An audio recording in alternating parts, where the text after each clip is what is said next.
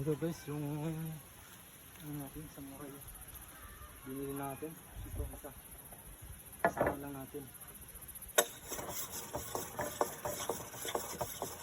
Ito yung pang tabas natin sa ano. Diyan sa mga gilid-gilid na natin. Pwede sa basakan. Pwede yung pang tabas.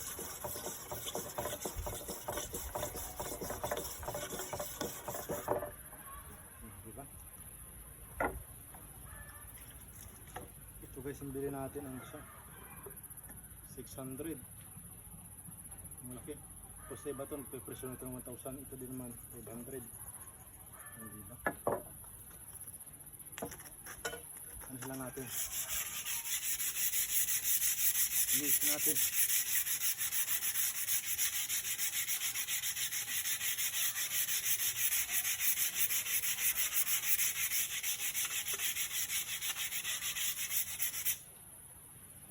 Kailangan hasain siya eh.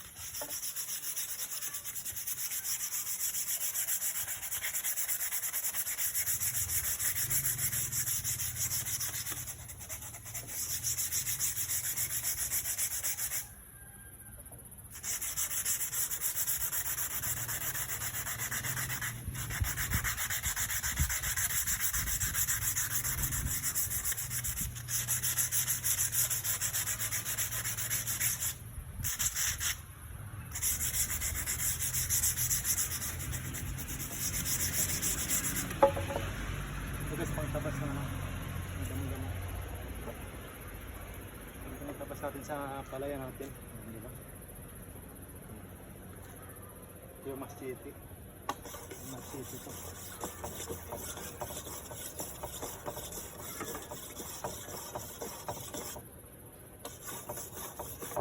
Ito mo siya, ibiwit po. Pang punong kahoy, yung malalaki yung kahoy. Kapag nga, tinesting natin ito eh.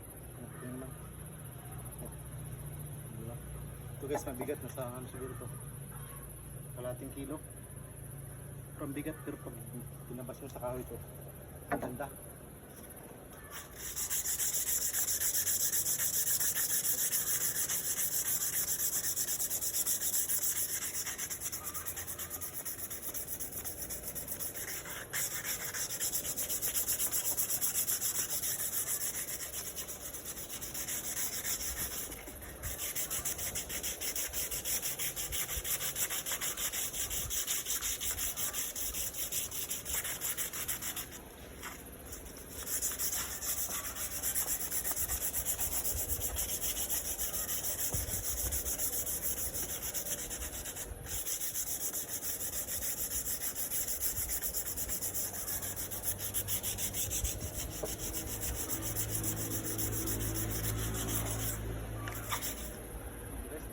Ito ano siya,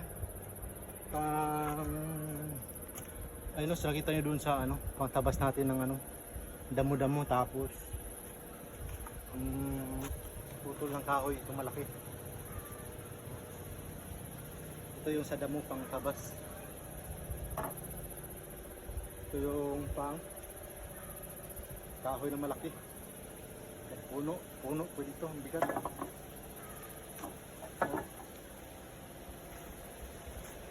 Yung guys, oh, diba?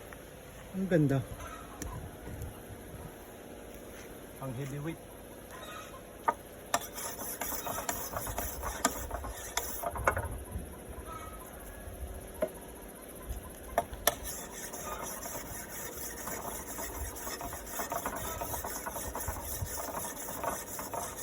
Ang ganda guys, gamitin ito kahapon. Nag-testing ito kahapon. Kahapon ko lang ito binili, tapos testing natin yung sa likuran. Yung malalaking kahoy.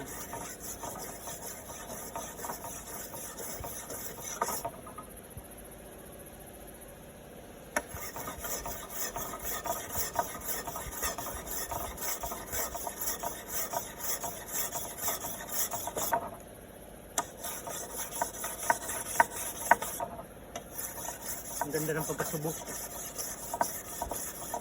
Bumili tayo sa tindahan lang, tamis. Ito doon talaga sa gumagawa ng mga tak. Binili natin siya.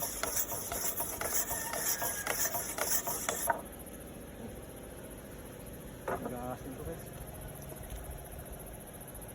Yun o.